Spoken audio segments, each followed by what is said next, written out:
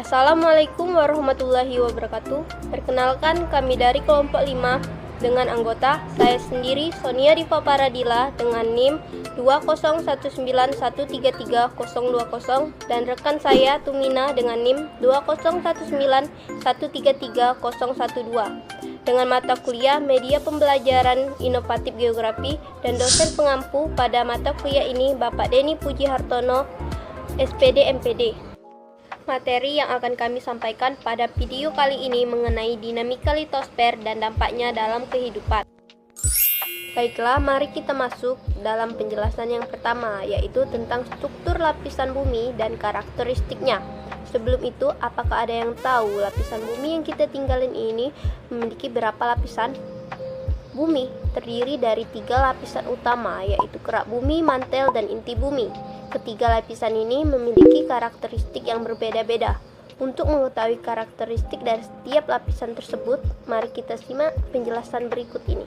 Lapisan pertama yaitu kerak bumi. Kerak bumi adalah lapisan terluar bumi yang berada di atas mantel. Kerak bumi adalah lapisan yang paling tipis dibandingkan dengan kedua lapisan bumi lainnya.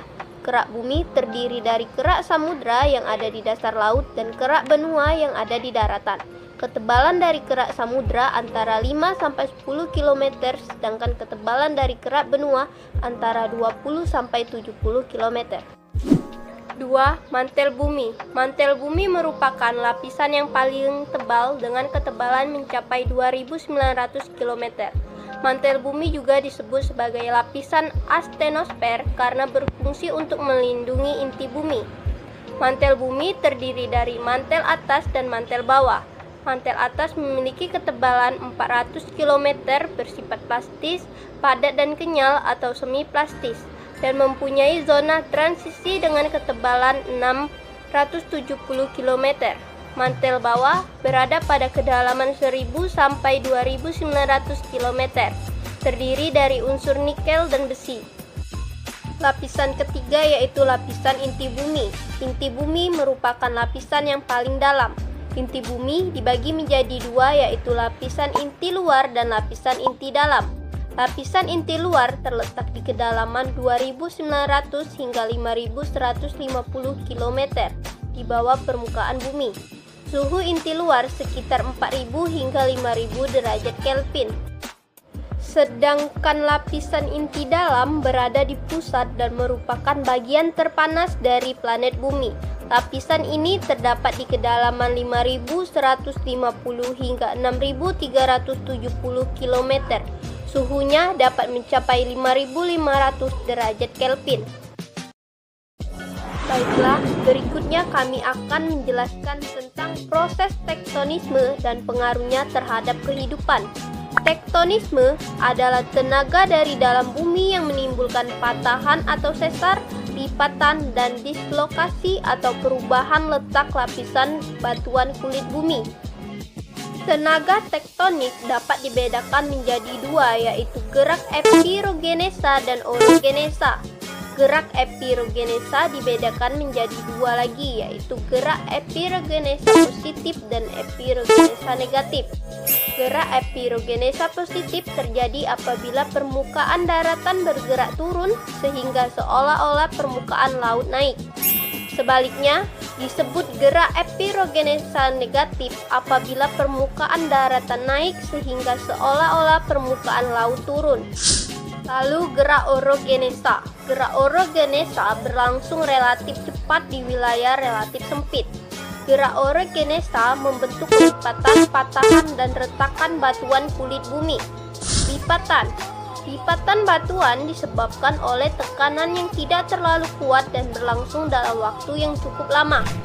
Tekanan dari dalam bumi menyebabkan lapisan batuan kulit bumi mengerut atau melipat.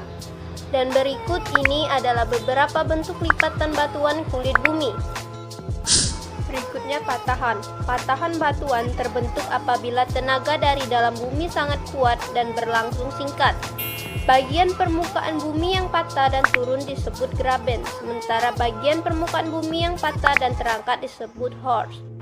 Gerak lempeng-lempeng tektonik dibedakan menjadi 3, yaitu gerak konvergen, divergen, dan sesar. Gerak konvergen merupakan gerak lempeng tektonik saling mendekat yang dapat menimbulkan tumbukan antar lempeng. Gerak divergen merupakan gerak lempeng tektonik saling menjauh. Gerak sesar mendatar adalah gerak lempeng-lempeng tektonik saling bergesekan atau berlawanan arah. Dampak tektonisme. Tektonisme berdampak positif dan negatif bagi kehidupan. Dampak positif tektonisme antara lain terbentuknya kantong-kantong minyak dan gas alam di lipatan dan sesar batuan. Dampak negatif tektonisme adalah timbulnya bencana alam seperti gempa dan tsunami. Proses vulkanisme dan pengaruhnya terhadap kehidupan. Apa itu vulkanisme? Vulkanisme adalah aktivitas vulkanis, yaitu gerakan naiknya magma dari dalam bumi ke permukaan bumi. Pergerakan magma. Jika gerakan magma tidak sampai ke permukaan bumi, tapi berhenti di dalam litosfer atau kerak bumi, maka disebut intrusi magma. Intruksi magma dapat dibedakan menjadi 6, yaitu 1. Batolit, batuan beku yang tercipta di dalam dapur magma. 2. Lakolit, penyusupan magma di antara lapisan batuan yang menyebabkan lapisan batuan bagian atas terangkat dan membentuk batuan cembung, tetapi permukaan di atasnya tetap rata. 3. Intruksi sil, lapisan magma yang tipis yang menyusup dan membeku di antara dua lapisan litosfer yang berbentuk tipis dan lebar. 4. Diatrema, magma yang mengisi pipa letusan berbentuk silinder yang terdapat mulai dari dapur magma sampai dengan permukaan bumi. 5. Intruksi korok, batuan hasil intruksi magma yang memotong lapisan batuan dengan bentuk pipi atau lempeng. 6. Apofisa, sejenis cabang dari intruksi korok tetapi lebih kecil. Selanjutnya, jika gerakan magma dapat keluar hingga ke permukaan bumi, maka disebut ekstruksi magma. Berdasarkan bentuk lubang keluar magma, ekstruksi magma dibedakan sebagai berikut, yaitu 1. Ekstruksi linier, magma keluar melalui celah-celah retakan atau patahan memanjang membentuk deretan gunung api. 2. Ekstruksi areal, magma berdekatan dengan permukaan bumi dan keluar meleleh di beberapa tempat pada areal tertentu. 3. Ekstruksi sentral, magma keluar melalui sebuah lubang atau saluran dan membentuk gunung api yang terpisah. Berdasarkan kekuatannya, erupsi gunung api dibedakan menjadi 2, yaitu 1. Erupsi eksplosif, menimbulkan ledakan karena tekanan gas magmatis yang sangat kuat. 2. Erupsi efusif, tidak menimbulkan ledakan karena tekanan gas magmatis kurang kuat. Berdasarkan sifat erupsi dan bahan yang dikeluarkan, gunung api dibedakan sebagai berikut. 1. Gunung api strato atau kerucut. 2. Gunung api mar. Dan 3. Gunung api perisai. Ketika terjadi erupsi, gunung api mengeluarkan material padat, cair, dan gas. Material padat misalnya bom atau batu besar, pasir, dan batu apung. Material cair misalnya lava, lahar panas, dan lahar dingin. Dan material gas misalnya uap air dan gas belerang. Pengaruh vulkanisme terhadap kehidupan. Dampak positifnya yaitu menghasilkan bahan bangunan seperti pasir dan batu. Menjadi objek wisata alam, abu vulkanik dapat menyuburkan tanah menjadi daerah tangkapan hujan. Dampak negatifnya menimbulkan kerusakan bangunan, menimbulkan korban jiwa baik manusia atau hewan, merusak lahan pertanian, mengganggu aktivitas penerbangan, dan menimbulkan penyakit pernapasan. Proses seisme atau gempa dan pengaruhnya terhadap kehidupan. Apa itu seisme? Seisme atau gempa adalah getaran atau guncangan di permukaan bumi yang disebabkan oleh gelombang seismik dari pusat gempa. Gempa sering terjadi akibat tumbukan antar lempeng tektonik. Berdasarkan sumber penyebab, gempa dapat dibedakan menjadi gempa tektonik, vulkanik, dan runtuhan. Gempa tektonik disebabkan oleh gerakan lempeng tektonik. Gempa vulkanik disebabkan oleh aktivitas gunung api, yaitu sebelum gunung api meletus. Gempa runtuhan disebabkan oleh runtuhnya atap gua atau terowongan tambang di dalam bumi. Berdasarkan epicentrum, gempa dibedakan sebagai berikut, yaitu gempa sentral, epicentrum berbentuk titik, gempa linier, epicentrum berbentuk garis. Pengaruh seisme terhadap kehidupan. Bangunan roboh, korban patah tulang dan meninggal dunia, permukaan tanah retak-retak, jembatan ambruk dan jalan putus, tanah longsor, terjadinya gelombang tsunami, dan menimbulkan kerugian materi. Baiklah, materi berikutnya akan dilanjutkan oleh rekan saya, Tumina. Baiklah, saya Tumina akan melanjutkan penjelasan materi yang telah disampaikan oleh rekan saya, yaitu Sonia. Proses tenaga eksogen. Proses tenaga eksogen yaitu berasal dari luar permukaan bumi. Proses tenaga eksogen meliputi pelapukan, erosi, dan sedimentasi. Nah, apakah kalian tahu apa itu pelapukan, erosi, dan sedimentasi? Pelapukan yaitu proses penghancuran batuan dari gumpalan menjadi butiran kecil. Erosi yaitu proses pelepasan dan perpindahan massa batuan secara alami dari satu tempat ke tempat yang lainnya. Sedimentasi yaitu proses pengendapan material hasil erosi, angin, gletser, dan gelombang laut.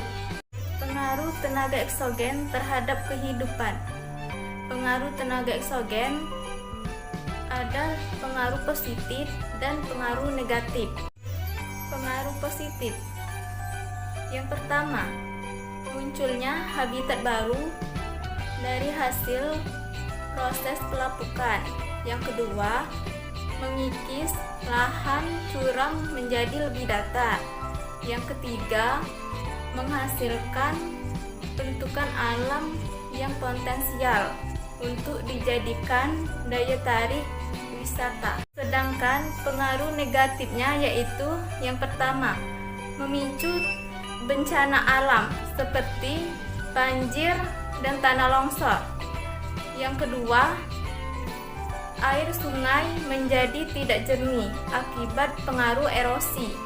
Yang ketiga, terjadinya pendangkalan danau. Yang keempat, berkurangnya kesuburan tanah akibat unsur hara banyak yang terkikis. Pembentukan tanah.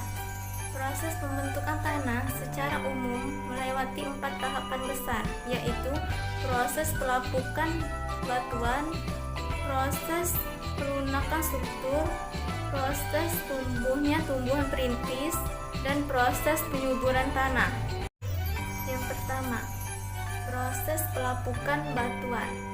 Proses pelapukan batuan yaitu peristiwa hancurnya massa batuan baik secara fisik, kimia, ataupun geologi.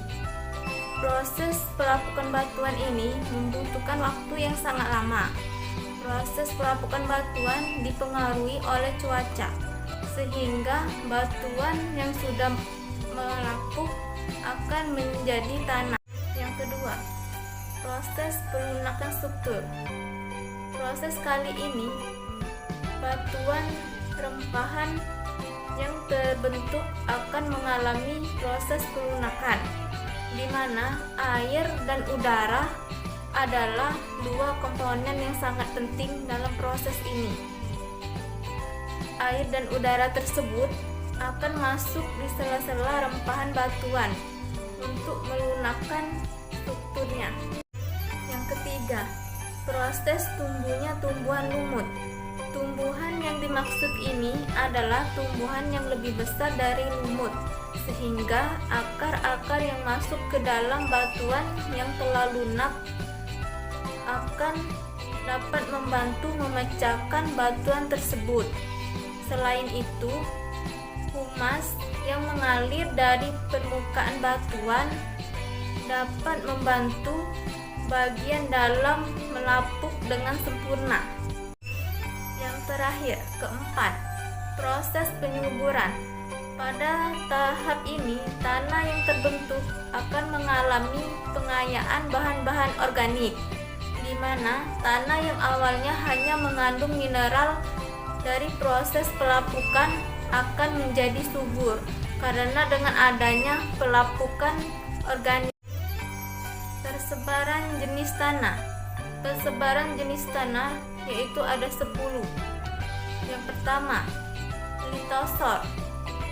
Persebarannya di daerah kepulauan Indonesia, terutama di daerah lereng dan pegunungan yang mengalami erosi. Yang kedua yaitu regosor. Persebarannya di daerah dataran rendah dan daerah pantai. Yang ketiga, gambut. Persebarannya yaitu di daerah Sumatera, Irian Jaya bagian selatan, Kalimantan Barat, dan Kalimantan Selatan. Yang keempat, laterit. Persebarannya yaitu di daerah Kalimantan Barat, Yogyakarta atau Gunung Kidul, Jawa Timur atau Pacitan. Yang kelima, aluvial. Persebarannya yaitu di seluruh tanah air seperti Palembang, pantai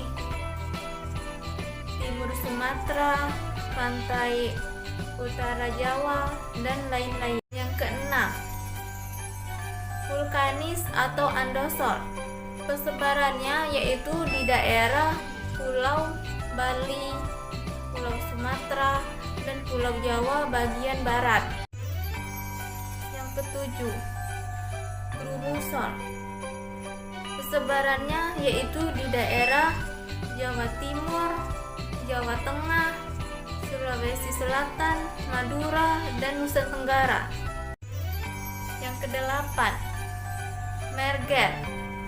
Persebarannya yaitu di daerah Pegunungan Sewu, Pegunungan Kendeng atau disebut Jawa Tengah, dan lain-lain. Yang kesembilan yaitu kapur. Persebarannya yaitu di daerah Sumatera Selatan dan Sulawesi Tenggara. Yang terakhir, 10, kaolin. Persebarannya yaitu di Belitung, Bangka, Kalimantan, Sulawesi, dan Jawa. Pemanfaatan tanah. Pemanfaatan tanah yaitu 1. Digunakan untuk lahan pertanian. 2. Untuk bahan baku produksi. 3. Bahan baku pembuatan seni. 4. Untuk membuat pulau buatan. Konservasi tanah. Konservasi tanah yaitu strategi untuk mencegah erosi tanah dari permukaan bumi atau terjadinya perubahan secara fisik, kimiawi, atau biologi akibat penggunaan yang berlebihan. Lembaga-lembaga yang menyediakan dan memanfaatkan geologi di Indonesia. 1. Badan Geologi. 2. BIG, Badan Informasi Geospasial. 3. Departemen Energi dan Sumber Daya Mineral. 4. Bappenas dan Bapeda. 5. Departemen Lingkungan Hidup dan Kehutanan. Nah, itulah penjelasan materi dari kelompok kami. Apabila ada kesalahan dan kekurangan, kami mohon maaf. Semoga bermanfaat bagi yang menonton video ini. Saya akhiri. Wassalamualaikum warahmatullahi wabarakatuh.